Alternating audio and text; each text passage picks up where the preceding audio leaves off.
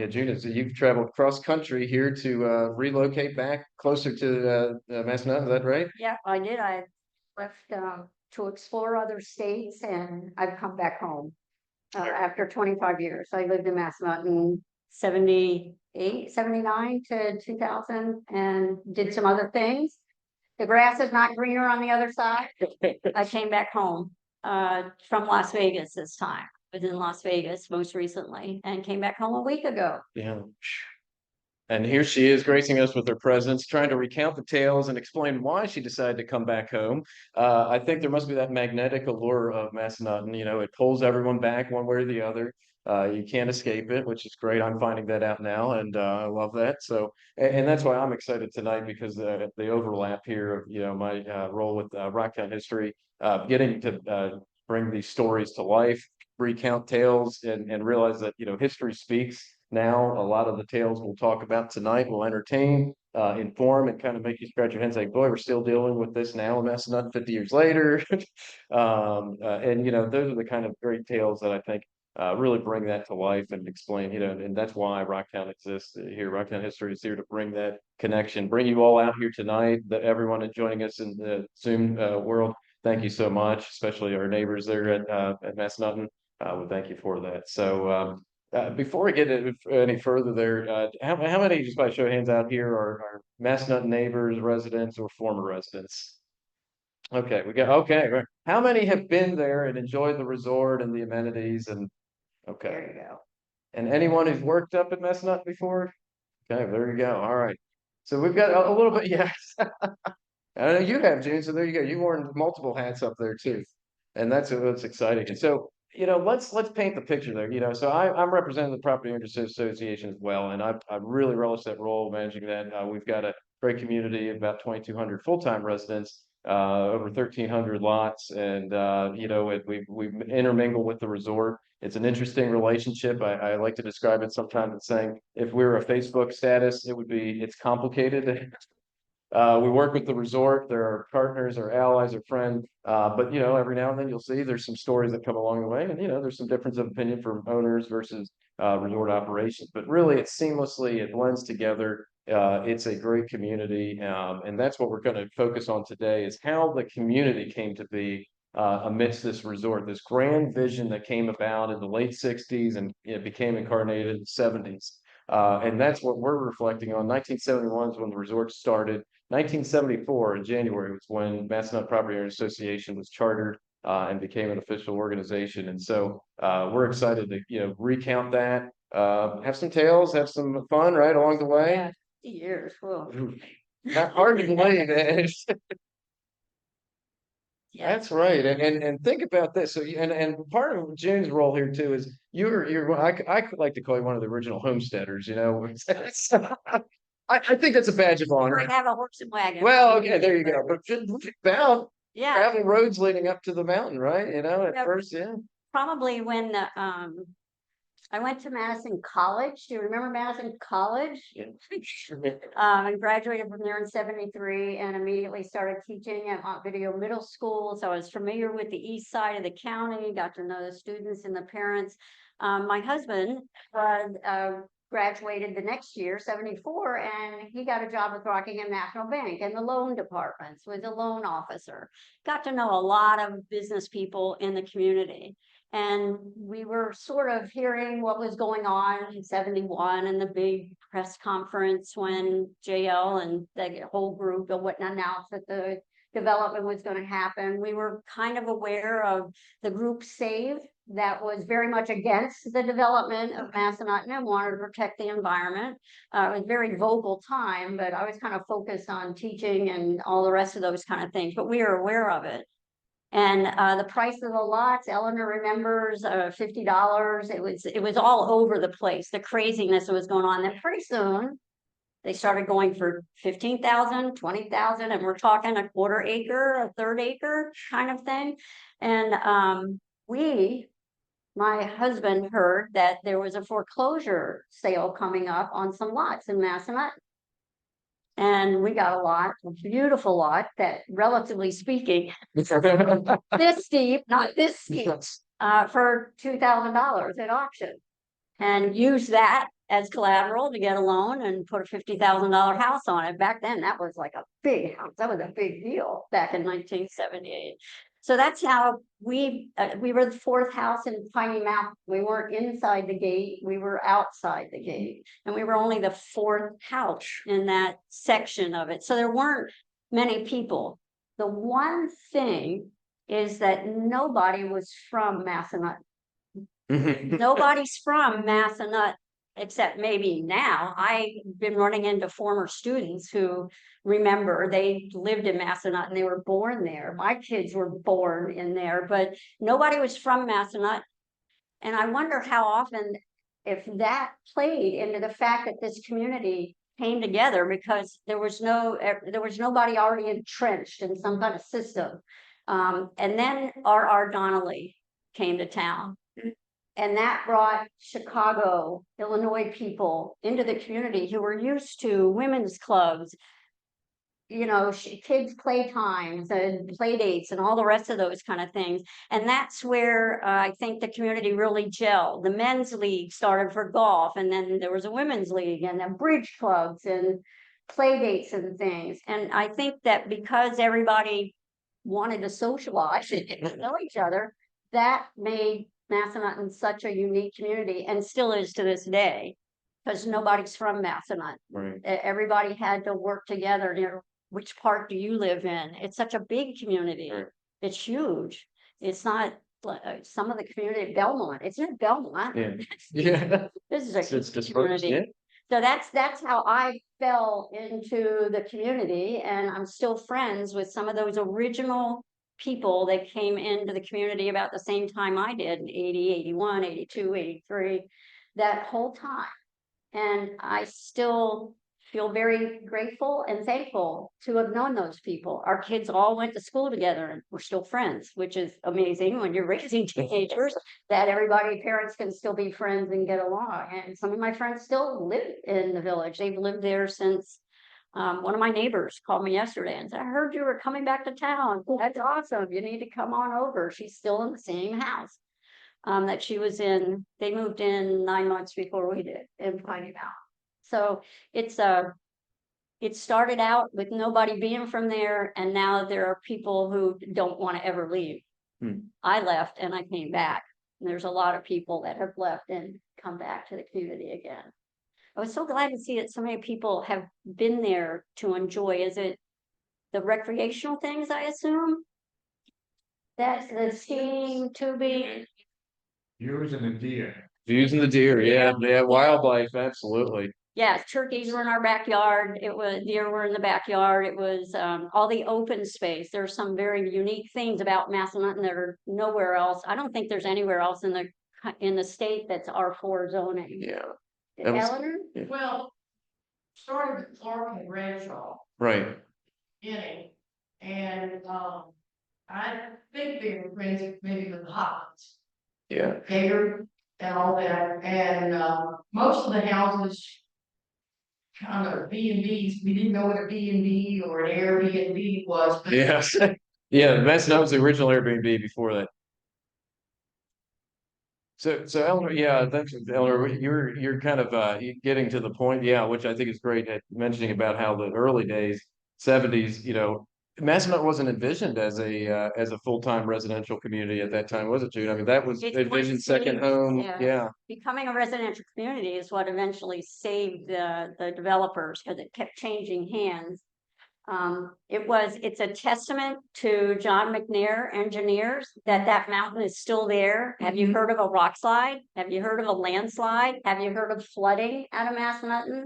No, because the engineering was amazing, on top of preserving the topography of the area. They didn't level hills. They didn't take down trees.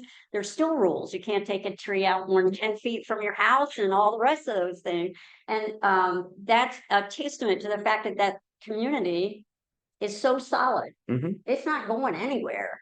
And that goes back to the engineers, the people that the first guys that wrote that first proposal of how it could be engineered. And today they sell the lots and then put in the utility. Back then, they put in the water and the sewer and the roads, and then we're selling, and they lost But that was one of the difficulties. It was hard to do that, but back then people didn't move somewhere if you didn't already have water. And it was a fancy community, so it had water that came to your house. You didn't have to have a well and all the rest of those kind of things back in that time. I hate to say that's fancy, but it is. It's fancy. It was that, absolutely.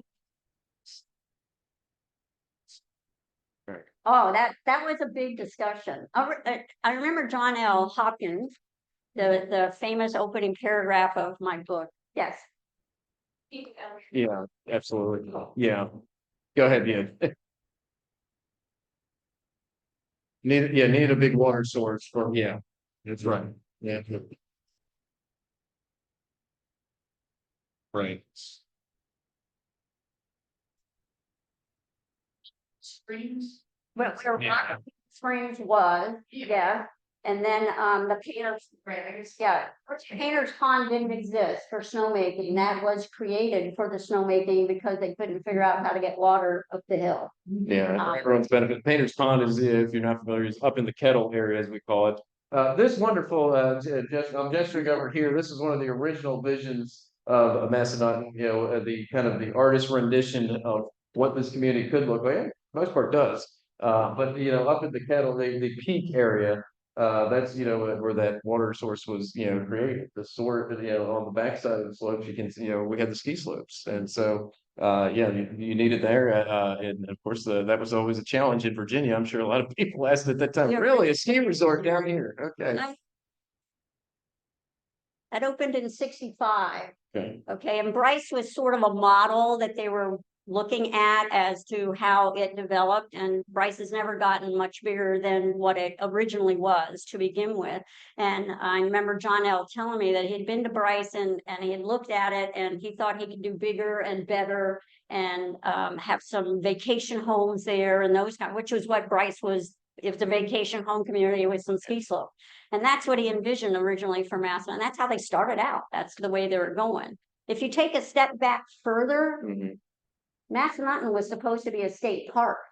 The state was looking around the state. They formed a commission in 65 and we're looking around the state to say, where can we create recreational opportunities for Virginians?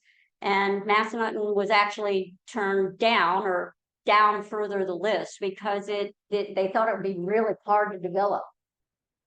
Well, imagine, yeah. There's 5 different owners that have come through that could tell you it's really hard to develop. And the environmental concerns, preserving the woods and all that. And it was logged so heavily in the 1800s for charcoal that it's new forest. It's those trees are 100 years old. They're not 5, 6, 7, or 1,000 years old, whatever. But because it was logged out almost completely, the Massanutten Range for developing charcoal for furnaces, and then they switched over to coal in the process. And then unfortunately the trees came back. So the state looked everywhere. It was supposed to be a state park. They saw it as a possibility for day use. I guess that's the word I'm looking for, just for day use. And Yes. So because Shenandoah was successful, let's get a state that's successful. right. And There's right. Yeah. So yeah, and we'll take some more of those comments here in a bit. I just want to repeat for our audience viewing, on Zoom. Exactly. Yeah, the success of the state parks elsewhere in Shenandoah National Park kind of gave some ideas here for Massanutten. Absolutely, John L. was saying that money could be made. Right. Money could be made if he could and the consortium was put together where they just very quietly purchased chunks of land, starting with the roller state and then moved on up. He had his 300 acres for his family, which is still managed now by MPOA of the beautiful Hopkins Park and Arboretum. And there's lots of things going on there.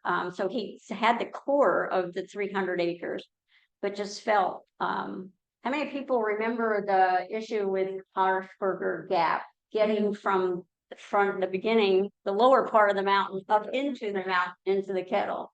Does anybody remember that going on? That's going back. Yeah. Yeah.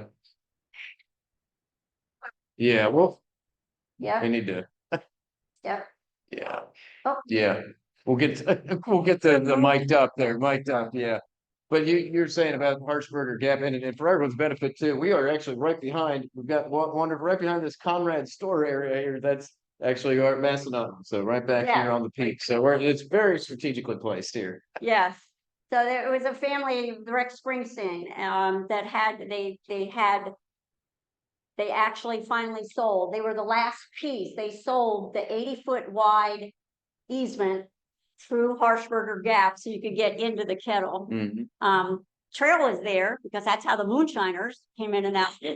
Trail was there, but they owned it, and it was apparently much bigger for moonshining and hunting than I thought originally. When I wrote the book, I was hearing stories like, they're probably a little overblown, though apparently that they're not. So once that last piece was put into place, it became a 5,300 acre, 5,000 acres plus John L's 300 acres became this gigantic chunk of land. That's actually quite a bit of land. And the western slope was not even developed. It was maximum supposed to be bigger than it is right now. Yeah, But so the western slope, was not developed. right, the western slope on the other side, again, basically backing up to Kieseltown and, you know, Yeah. Kieseltown Road, Indian Trail Road, up back in that area. That that was, right, that was, in fact, it's already platted. Platted and it was ready for sale. Couldn't get the water to work out, and there No. you go. So now, yeah. So now you can enjoy over 50 miles of mountain bike trails back there, and thanks to the Shenandoah Valley Bicycle Coalition and the resort for partnering up, which is a nice side story there, right? I mean, It that's took a while to get that to happen Yeah. because they kept thinking they were going to sell lots back on the other side and figure out the water, and it didn't work. It's all about the water, and it comes down to that quite frequently.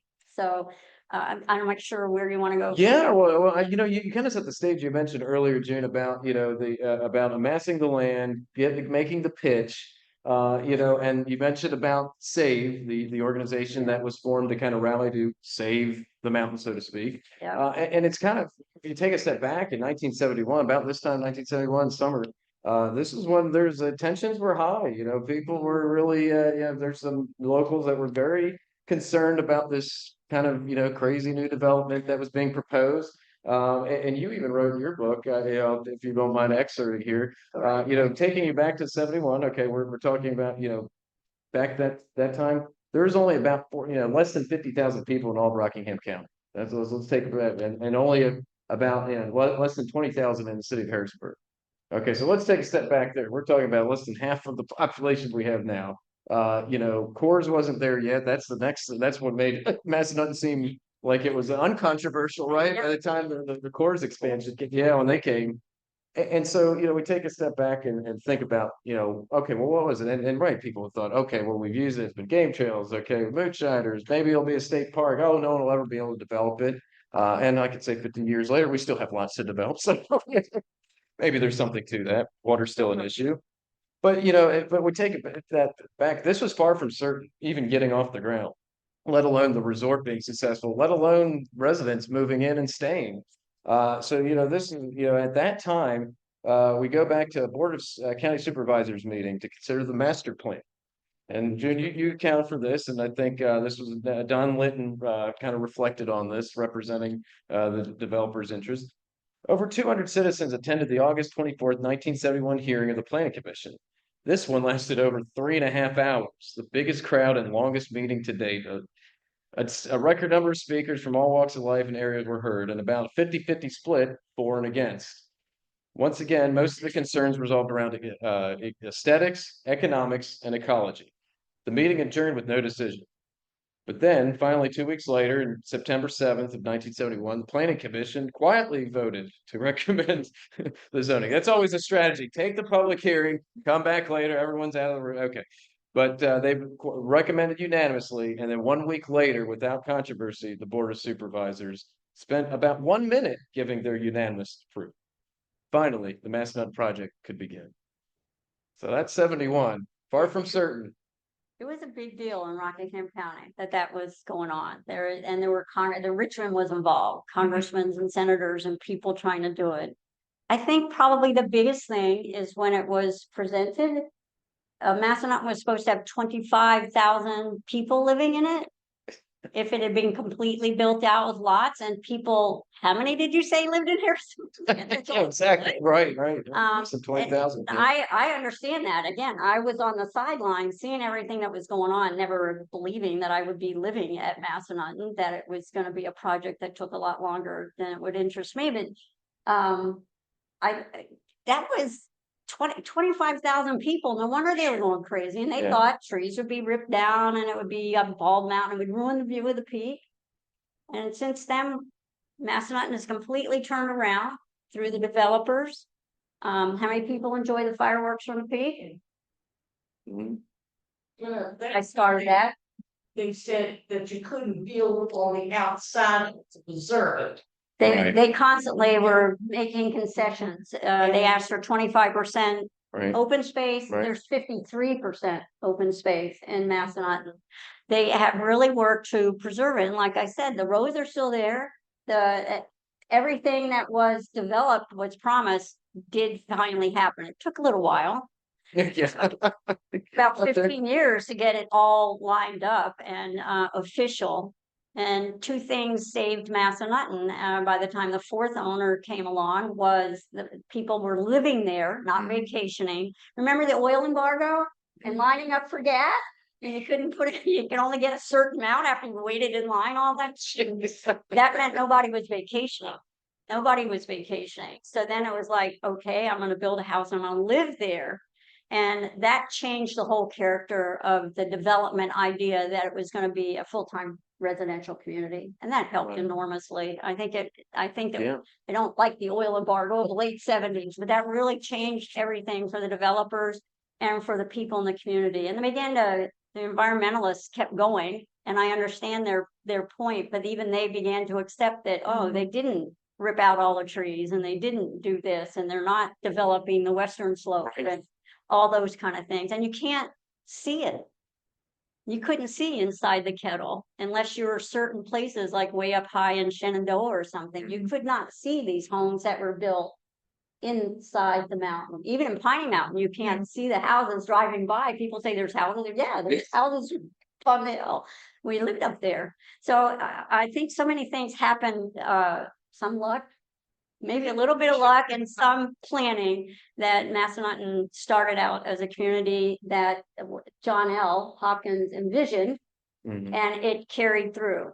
And some people made money along the way, and the current owners, Great Eastern, are making a lot of money. But there's a lot of people, again, it's so diverse, Right. vacationers that then live. I have next door neighbors that just moved in, and their daughters went to Madison and worked at Massanutten during ski season, and they loved coming to the valley and seeing them, and now they live in McGatheysville because that's where they wanted to retire. They don't want to retire in Washington, D.C. They want to come to the Shenandoah Valley. And as you can see from all the growth, as I have seen from all the town 33, there's people coming here from all over the place. Yeah. Okay. They've absolutely, yeah, you're right. A lot of folks retired. We've got families. It's a good cross section now. Like I said, about 2,200 full-time residents. You know, back in the day, you're looking at, but when you were there, there's about what 46 homes or so there about in the entire. I mean, seriously, it was in. The Yeah. school bus wouldn't go past the gatehouse because the roads were private. Yeah.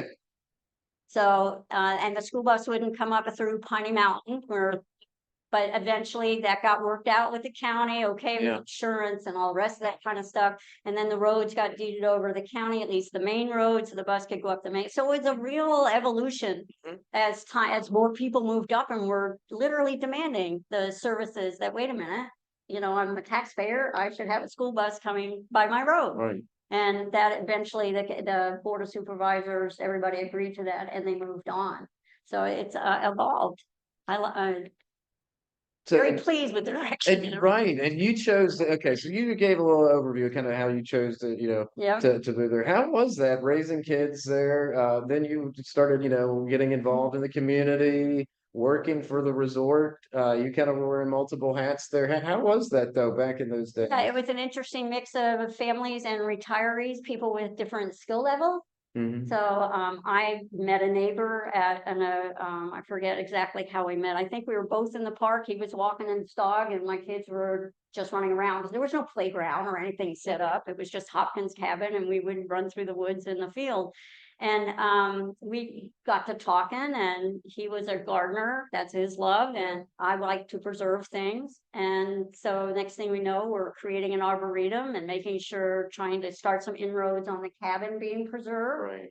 and best uses for it. And boy, have they come a long ways. Now with the cabin as a art center and wonderful location for tourists to learn about the area. And there's concerts and all kinds of fun things and a playground. Yes. We used to do a pig roast in the park. So if neighbors could get together, at least we could see each other because we were all spread out. Halloween was held in there's different units in Piney Mountain. If you know it, not just Piney Mountain, but Piney Mountain is a unit, and then there's other units scattered about. And the women's club, the moms got together and said, "Okay, this is where Halloween's going to be this year." So there's no street lights, very dark. And we just said, this is where Halloween's going to be. And everybody would have pumpkins marking the houses. And we were up and down hills, but darned if we didn't trick or treat.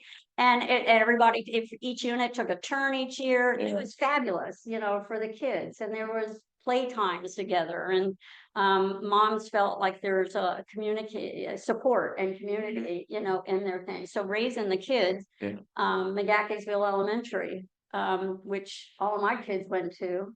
And my grandson's going to go to McGackysville Elementary this fall. And I keep hearing that. I ran into neighbors that, yeah, my kids are going to be going to McGackysville Elementary. I remember Hal Workman in the post office in McGackysville that had one postman, one person that delivered. I remember having to go there to get my mail when I moved into Massanutten. And now there's 4 more mail carriers in Stations too. There you go. Centralized mail. Wasn't that was quite too, right? To just yeah. We almost, Right. yes. Yeah, oh yeah. Yep. And Piney Mountain had its own mail station. That took a while to get Piney Mountain to own one, but I remember going to McGackysville post office too and seeing Hal Workman, the postmaster all the time. So June, when you moved there, what was the furthest house up the mountain? I'll repeat that back. Yeah, it's a. Yeah, I mean, How far? In other words, yeah. Where's the furthest house at that time when June moved in? Because again, the development kind of. Yeah. 79. Couple there, and had to get the golf cart. Once the golf course went in, then people were more attracted to being close to the golf course. That's where there was only 9 holes and it was up there. So if you wanted to be close to the golf course, that's where you lived up in that section. But that section, it's got some really steep lots in it. So it was difficult and expensive to build there. But I don't know. Gosh, there's some pretty far up there. He was up there. Oh yeah. Former Redskins. Yeah. We did a lot with the Redskins. 86, 87. I'm trying to think. Oh yeah, that was way. So we had back. The hotel, the conference center. Those were like, I count them as my times. I started out working at Massanutten for Great Eastern in the rental shop as a cashier on Friday and Saturday night because I didn't need a babysitter because the husband could watch the kid. And then somebody didn't show up in the lift ticket window and I started selling lift tickets. And then somebody was sick and they needed to cover the information desk. And then the next thing was the group salesperson had to leave because I forget for what reason. So I started learning to do group sales. And this was just winter work, just winter time to do. Although group sales started earlier than everybody else and went later than everybody else. And then the marketing director left. And all of a sudden I'm a marketing director. That's scary. There you go. Yeah. Cool. Yeah. MPOA pool. Yeah. Yeah, that I think early, that was in the 70s as well. And then there was always that promise of that second pool that was Yes, going to the come. second Yeah, perhaps. yeah, that was promised. Yeah. Question online. Apparently, people like controversies. Yeah. Controversy.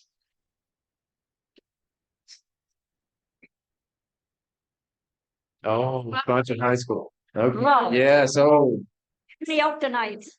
The water park, okay, so you take it away, June. I've heard some of that too, and I'm aware of some of the players involved at that time. Yeah, Crazy. I was teaching at Montevideo High School.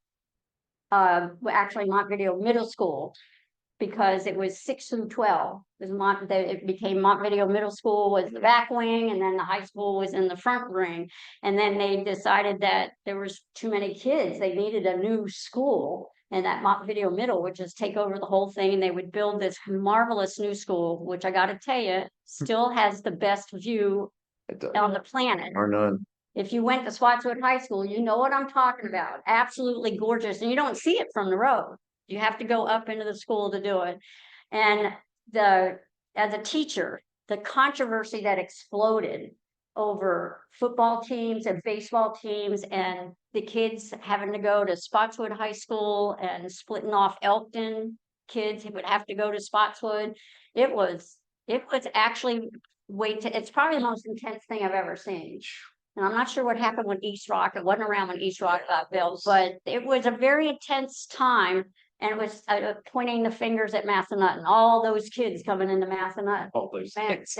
that's why we needed a new school. Irregardless of the east side of the county was growing Yeah. generally. Yes. It was generally Valley Mall. When that came in, it just started creeping out to the east. I remember Valley Mall was a dairy farm. Mhm. I worked on that dairy farm in Scotland too. Wow. It was really the east side was growing more than the west side. Mhm. Rocktown was growing too, now that I think about it, but the east side was definitely going that way, and Massanutten was adding to the fuel to the fire that they needed to pay attention and build a new school. Right, because according to I think the planning documents, when they proposed this to the county, that was the concern that SAVE raised, right? Yeah, The group that that- rallied against it. Do with the Oh my listed gosh, it's gonna be thousands of new students, thousands. thousands. And that we turned out to be a few dozen that were added. It at that wasn't, time. it wasn't many, and it's still there, and Right. it's almost at capacity again. Yeah, And East Rock got built, it has been built. And but that wasn't as much controversy because people were used to being divided. But there's this question too. The way, This question too. oh, there.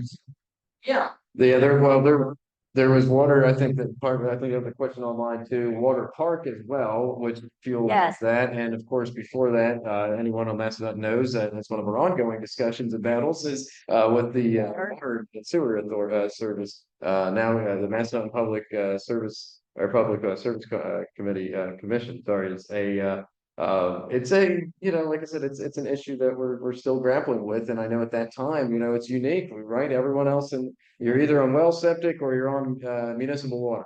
It's county or city or one of your towns, and it's very high. expected. We've got a private corporation, and at the time, the developer said, "Hey, we can't do this, right? This is way too much. It's draining way too much." And like you said earlier, June, right? It was because they're laying all the groundwork, all the infrastructure that you see, everything's and all the power, everything's you buried utilities, but that costs a lot, and it It was bankrupted a very company. new then to bury Yeah. utilities, and to bury utilities in rock on a mountain Yeah, exactly. was kind of expensive. Same thing with putting pipes under the ground and all that. But it was wonderful because there's no telephone poles and no Mhm. lines running through the trees. It was a way of protecting the environment, as well as ensuring good service. Yeah. Because underground is better than above ground. I say it's great. It's groundbreaking, really. Yes. It's John McNair, the Waynesboro Engineering Group that proposed that, okay, let's put it underground. And I remember there was discussion about that. Was that even feasible?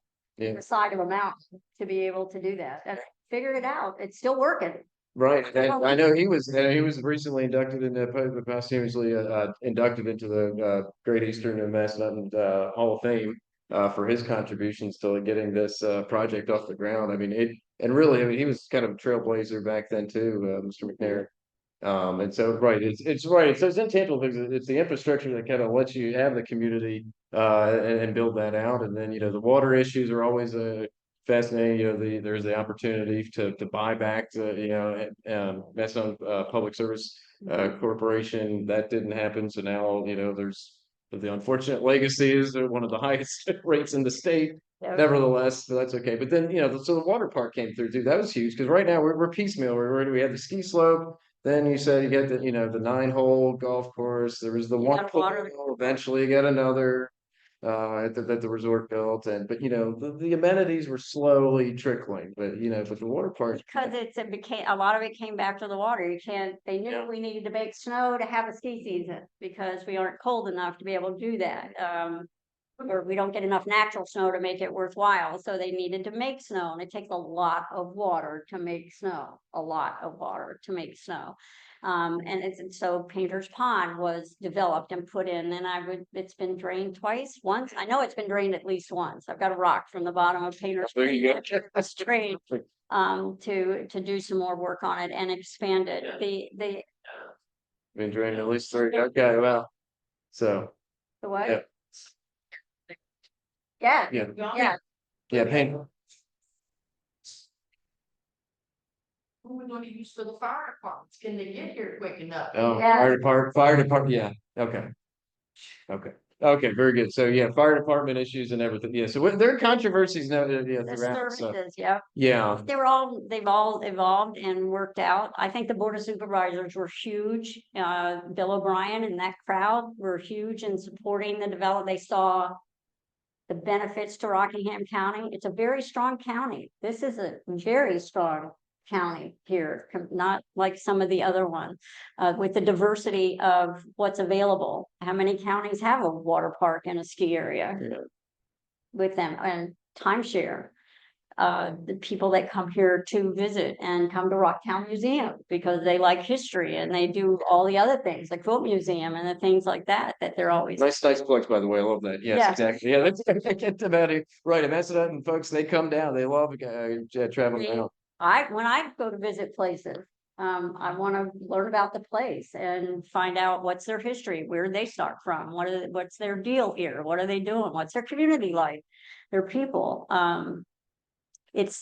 I've been in 7 different states now that I've lived in. Yeah, and I'm back home. Yeah. Okay, I wave to people and they don't think you're being rude. Am I lying? You can't do that anywhere else, but that I've been at for the Shenandoah Valley, or if you don't wave, you're rude. People do that, but they're out for their morning walk. You gotta wave. Yeah. I love it. I think it's a basic trust that, okay, you're waving to me, I'll wave back to you, and the world will keep turning. It'll be okay as we continue on. And I think that some of the tourists that come to town, and they go to Elkton and they come to McGaheysville and they see the things that are going on in McGaheysville and Dayton and Bridgewater, and they see that sense of community with a huge university that just went Division I, right in the middle. Yeah. Eastern Mennonite, Bridgewater College. What a diverse community. Rockingham County is huge. I remember it was wall-to-wall chicken houses. Yeah. I remember smelling the feed mill as it came down. So we as a family, I think it was the best thing that ever happened for my kids, is to raise my kids in Massanutten. Then that's one of the reasons that I wrote the book. Yeah. I am plugging the book. Please but I do. wrote Yes. the book. Yeah. One of the things that start in a community, what's a natural thing? That there's got to be communication. So the Villager newspaper was started by Patty Watson. And she was running it all by herself. She wrote the story, she sold the ad, she designed the paper, it was printed down in Elkton, she delivered the paper to different outlets and all those things. And again, talking to somebody at a gathering, and somebody said she needs some help. And I said, well, what do you need help with? And she said, maybe if somebody would just design the ads for the paper, I'll sell them, I'll do everything else, but to sit down in front of a computer, I hadn't really touched a computer before. This was like 85, 86. That was a really new thing at that time. So, and I didn't have a clue how to design anything. I was a biology teacher. That was my background and my training. And she said, I'll teach you. And she taught me. And then one time she got really busy and there was a story, and she said, I need somebody, I've got the notes, would you write this up in a story? Sure, I think I can write. So I wrote up the story. Eventually, I wrote a series of articles on the history of Massanutten, because people kept asking, what does Massanutten, where'd that name come from? Who was first here? Did it play a role in the Civil War? what developer started it? I mean, it's just all these questions. And I had so much fun writing that series every month to go on. And then we ended it and I said, you know, this should be a book. And I'd written something previously for a neighbor that was a total shot in the dark, typing on an IBM electric typewriter, producing a manuscript.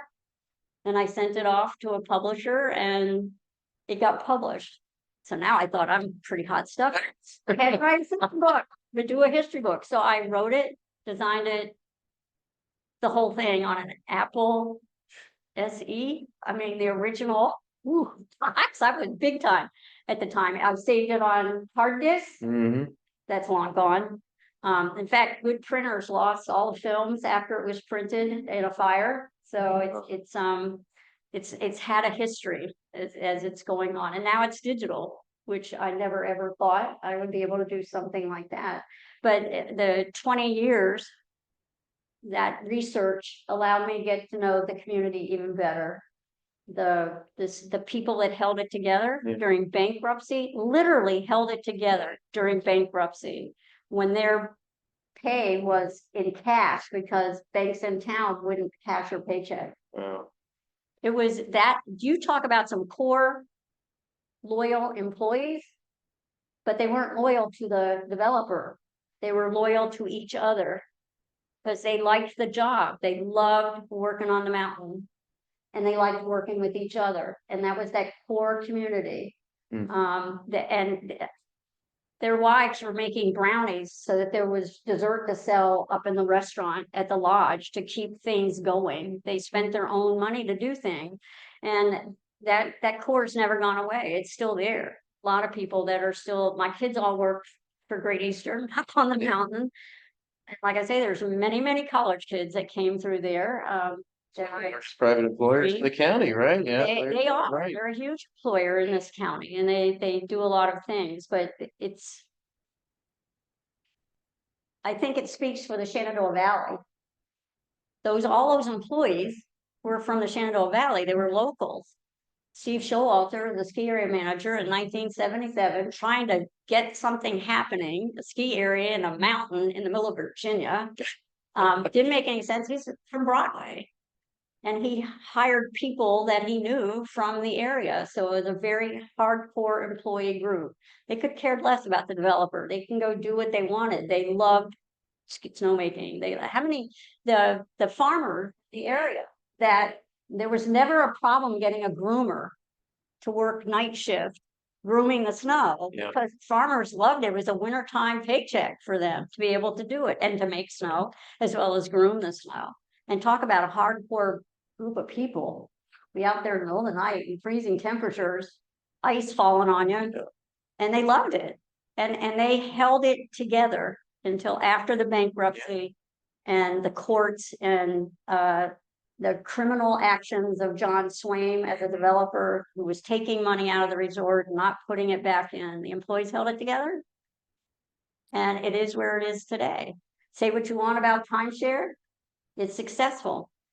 And again, services have been delivered. There's fabulous golf. There's a water park has been discussed for 30 years. We wanted a water park for so long. I remember zip line discussed. There's now a coaster that's almost finished construction up in the Kettle.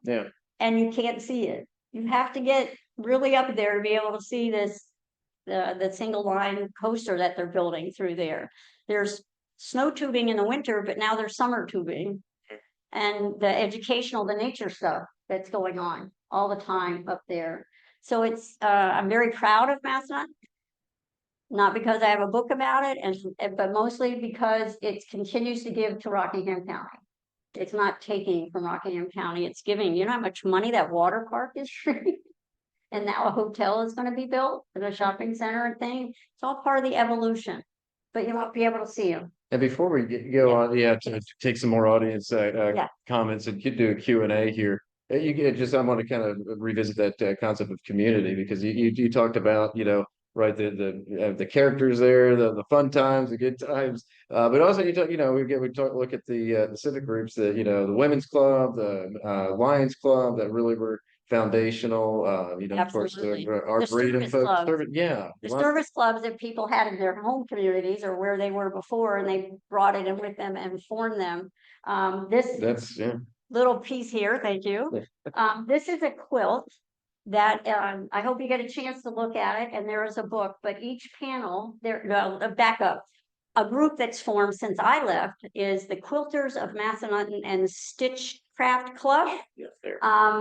That's everything from a college student, age 20, made one of the squares, to senior citizens, ladies who have been making quilts for a long time. And this actually is a phenomenal depiction of the history and what Massanutten is all about.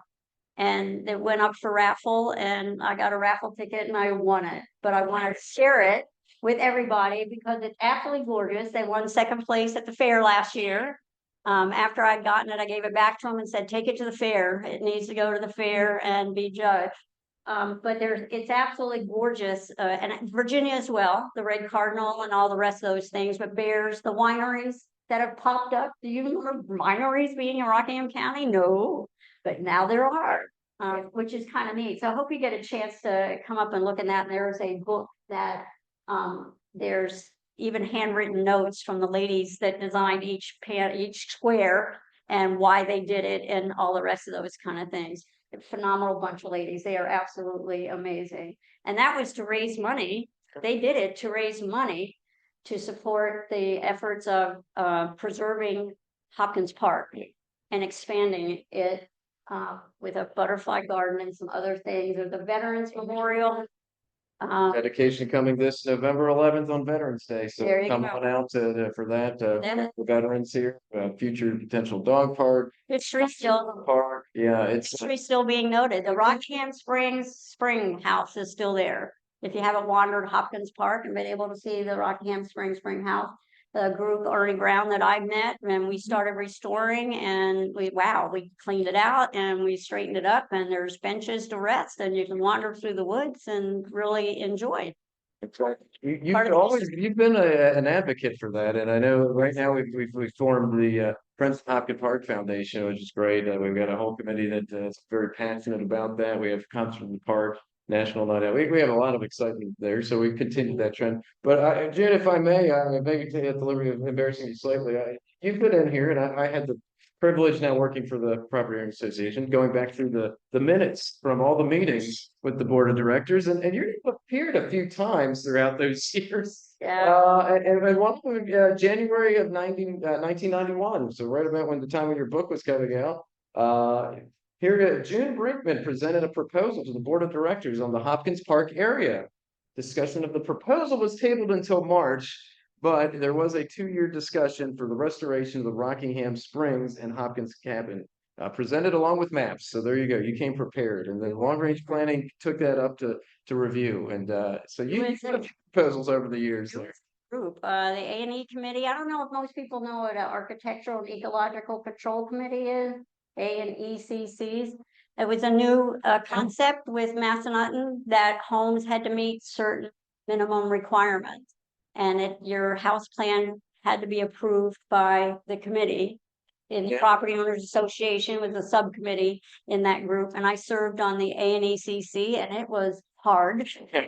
But it again created a community of aesthetics that would hold value to the property. And that's ultimately what MPOA exists for, is to hold value to your property. So when you go to sell your property, you know it's got good value. So there's the ANECC. My husband was on the board for MPOA.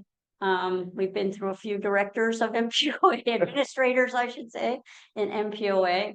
But there weren't many people there. So I don't want to think that I was hugely special. There were quite a few other people but there weren't many of us. It wasn't thousands of us.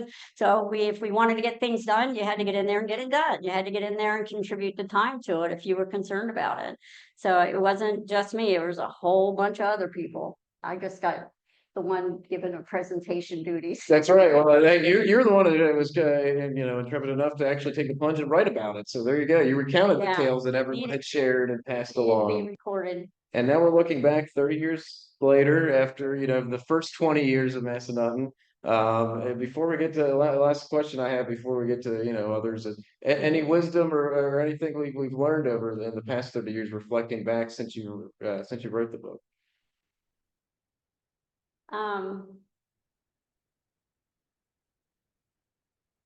I think that everybody needs to step back and look at where we are and appreciate it. That's why I came home with my family. I have a son that never left. He said, why do I want to leave here? And well, there's things in the outside world to really appreciate how wonderful it is here in the county, whether you live in Massanutten or not. Right. But Massanutten offers a lot. And if you're interested in golf and recreational opportunities with swimming and skiing and all the way, you can ski and golf in the same day. That was a big selling point. If you're interested in those things, great. But I elected to live in McGackeyville so my grandson would be close to school and not have to ride the bus so far. So that was everybody has their own reasons to do that. But I really think that this is a core place that if we could take the community values from here and transfer them to some other places that need them, the world would be a better place. There's some awesome people that live here in the Shenandoah Valley. And that's why I wanted that history written. Do I want to write a 50-year history book? One side says yes, that would be enormous fun because I've been disconnected for 25 years from the community when I moved away. So I didn't stay totally up to date on everything that was happening. It would be a lot of work. If somebody's a writer and wants to do it, I did not have access to records 30 years ago when I was writing the book because they were sealed. Don Litton and Jen Sype looked at me and said, because I asked a lot of questions about the land acquisitions, how all that happened and everything. And I was told those records are sealed for 50 years. And they were sealed in 1971. So they are available, I'm assuming, those records in the Litton and Sype offices. If somebody wanted to do that, I'm very tempted because they said they're up in the attic and nobody's going to get to them for 50 years. So isn't that interesting? There were lots of background stories about how did this happen and how are things presented, and they kept it really quiet. I'm not that curious now. I have other things going on, but I think it would be interesting to hear some of those stories and also add the growth that has happened in that community. There's how many lots left? Only about 100 or so. There you go. And we were at over 1,130 homes in the community. So back from 46 when you were there. Like this. Yeah. You're in the steep driveways. They're not going to be the nicer flat lots too easy to build on. Ours was very easy to build on. They didn't have to blow anything up. That was the best part. They didn't need the demolition anything to give it the basement. So that's all I would say is please appreciate where you live and embrace the fact that we have such a fine community in Massanutten Resort, but all the rest of them, Bridgewater and Dayton. Yeah, there's some sage words there for looking back, June. I appreciate it. And I think you're right. The community aspect is key. And I know when you're getting involved with the Property Owners Association, sure, like you said, it's about value, making sure the property value is there. We manage a little family entertainment center with mini golf, go-karts and all, which is fun. That's the fun part. But at the heart of it, though, what I really appreciate is it's that building the community, and that's sort of the intangible aspect. It's working with the committees and the volunteers and the civic groups, and that's within a community. But I think there is something special to Massanutten that's enduring, and that's why we're celebrating our golden anniversary. There we go, 50 years. It's still here. Well, I really thank you, June, and I hopefully stick around for if we have time for a few questions from the audience here, because I think it's like I said, it's a fascinating place that almost didn't happen. There you go. There you go. And here we are looking back at it. So State Park. So I think we have a few from the from Zoom that will Teach me something. I'm sure some of you all heard things. memories and comments there. Here. Del Webb was approached as the money person. Yes. Del Webb built Sun City retirement communities, airports, and yeah, Del Webb was over in Wintergreen, and he had the money, and they needed somebody with experience in developing the utilities and all the rest of those kind of things, but mostly they had the money. Del Webb had the money to Since infuse this it. time we can still build all the buildings first, Yeah, then sell it sell a lot. instead of. Do you know what ended the relationship with Del Webb? Del Webb died. And when he died, it was his vision. But stockholders in the community, in any company that has stockholders, they want the most profit possible. I'm sure some of you have stocks and I understand that. They wanted the most profit possible, and Massanutten was costing a lot of money because of all that initial investment to develop it. And when Del Webb died, Massanutten's, the Del Webb's involvement, the corporation's involvement with Massanutten Village, it was put up for sale, basically. And that's the kind of stuff that happens. You can't count on that. If he had stayed around, it would have been a different community, probably. City, that's the next, for see whether the county was gonna allow you to be another city. Yes, there was discussion of incorporating as a Incorporation, town. Several iterations. Yes, and they didn't want to. They wanted to be part of Rockingham County. They wanted to be guided by the Board of Supervisors and all those things, and the school system. When you get incorporated as a town, it's a whole different ballgame. It's all clear. Right, and as a resident, we didn't support that. We wanted to be part of Rockingham County. And I remember quite a few of the Donnelly people that came in, that they were supported. They wanted to be part of the larger community, not a separate town when they came in. And then when Coors came in, that was another influx of people. And when Merck expanded, that was another influx of people, especially international. They Yeah. hired so many international contractors to come in. That really juiced up in the community as well. Yeah. So, wow. I will acknowledge there was another iteration that about 10 years ago that kind of continued on for a few years that of interest. And there's, and of course the interesting thing with the Massanutten is it functions kind of like a town in as much as, providing services and amenities. I mean, we private roads and security, 24/7 security. Yeah, there's So, the Massanutten Police Department, and Right, go through the right. gatehouse and everything, and that went away because it became part of the county. Okay, we'll provide services to you now. You don't have to provide your own. It was seen as less of a private resort community versus I think Wintergreen still is private. That's correct. Do you know? That's correct. Yeah, they are. Yes. I don't know of another R4 community It's unique. with the county support that Massanutten here. And if So there's it's any worked out. comments, any questions online too, feel free. And okay.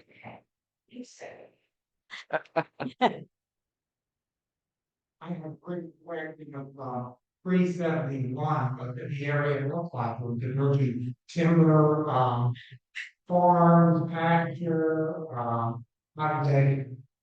All of the above. Mostly it was just anybody that went up there could hunt, raccoons, bear, deer, all those kind of things. The stories about moonshiners that I heard so much about, because it was, again, plenty of wood to build a fire under boiler and make your whiskey. And it was lookouts would be posted up on the peak and could see when the revenuers were coming up. And they could only get so far before they had to have a horse to get up into the kettle. Again, the trail was there, but it wasn't terribly passable. But it was mostly, the whole area was just wild. It was,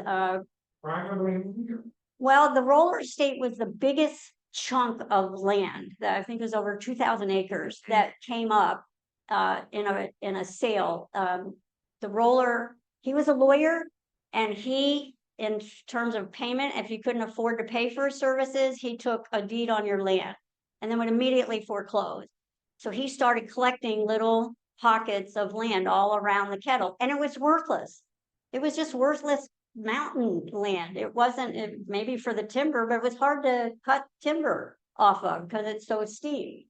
And finally, the attorney for the estate just said, we need to sell this. And that's ultimately how it started. That attorney spoke with John L. and mentioned that the next day he was going to put the estate up for sale up in New York and see if somebody wanted to buy some worthless mountain land. Of course, does anybody know how much it costs to lease the peak for all those radio towers and things up there? Mhm. Yeah, MPOA might know. Yes. So, and, yeah, it was, so the roller estate, that worthless land was the core. And then John L. and the consortium, the group of investors that he kept bringing in, the Don Littons and all the rest of those were buying up the surrounding lands. They got all that. It's a big chunk on the western slope. It's a big chunk on the western slope that they got. And inside the kettle, I mean, who would want to live there? Because there wasn't a road. It wasn't open access. And there wasn't anything happening up there unless you were hunting or something like that. I remember my husband would go to the western slope to hunt. You were allowed to hunt over there at the time. Yep. So there was plenty of Well, wildlife. and Jay, freshman, made them climb, they must have gone through those Stone Town. There and layered and go, they went up that way. The freshmen were required to hike. To hike the mountain. How No, about initiation there? Okay. not doing that. You had a question. Pedal area that you've been talking about. Inside. And the Massanutten Mountain Range, It's called kettle because it looks like, and that looks like a volcano. Yes. You Right. can look, yeah, and I don't know if I already see everything here, but this is The the bowl. original, one of the concepts from the 70s when the resort was pitched.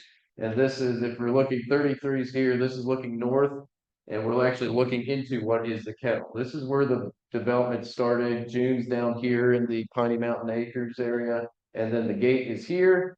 And that's where it goes up into the switchbacks in the mountain, and then the ski slopes are on that other side of the kettle. And so that's, as June mentioned, that was one of the unique concepts of Massanutten is, again, most of it was, preserved and you could not see it from the other side, and you still can't for the most part, traveling on 33 or going through Kieseltown.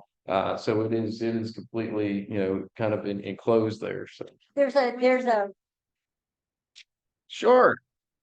And Kettle Park starts when you go into Massanutten where that terrible tree is. right So there. yeah, so right up, this is now the approach to get here, and the kettle is actually in the backside of the knob here. So it is, that's sort of the peak, but you actually have to go around to get back in here, and that's the ski slope is on the interior, yeah. See the top of the Massanutten Mountain Range? Yeah. That's also a bowl or kettle. Right. That's Fort Valley. Yeah. Up in there. George Washington surveyed all this. Yeah. 16 years of age, surveyed the mountain. But this end of the kettle was more accessible than up there in Fort Valley. It was harder, and I was told that there was more erosion problems. The Massanuttons are made of completely different rock than the Blue Ridge. Very, very different setup between all of them. So it's in the book, the geology. I'm not a geologist. Susie Shomo, if anybody knows her. That didn't go. No, it's nuts to build a ski resort. It's crazy. It is. It's after, but Bryce did it Yeah. and they figured it out. They were Institute and Homestead, Mhm. Yule Gardner, those people. It was crazy to do it, but you could make money. And they make a lot of money now. They've been making money for the ski season. They were allowed to operate in bankruptcy during ski season because it made money. Yeah. The courts allowed, yes, you need the cash flow, let's just let you keep on making, so you make money in ski season. I can't afford a lift ticket today. They're very expensive, and it was expensive back then, but people would come out of Richmond and DC and I don't know.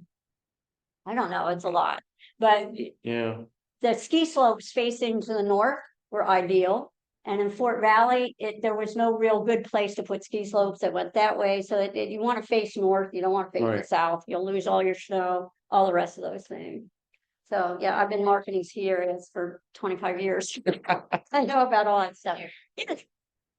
I don't mean to interrupt, but I did say that's my job. So I think we've run out of time. I know that people always like to hang back and ask questions, so if you are able to do that, I'm sure that June and Bradford would love to talk to you. But the one important question from online is, are your stories that you wrote available, and how can they be accessed? The book? Why don't you hold up Oh your yeah, book please, June.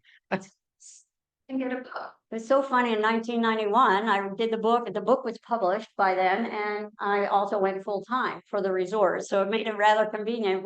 There was a little 20-year anniversary celebration in the log. But the Massanutten, 20 years of history and more, is available on Amazon. As a Kindle, you can do the digital version of it, or you can get a print-on-demand copy that looks exactly like this. And it's not expensive, because I'm not gonna get rich off of it. It's a fascinating read. I imagine some of you here have a copy of Heartland. This would be the Rockingham County history book. This would be a nice accompaniment to it.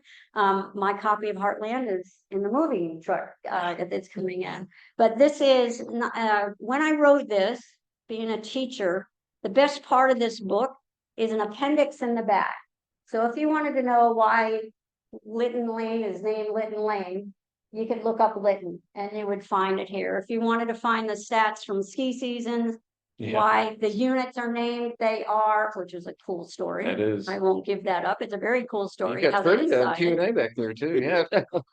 There's all the original land purchases. I do have those in here. If you want to see it, maybe you had a relative that sold some land that you should have had, but instead they sold it to the developers way back then. These are all the purchases that they came in. Yep.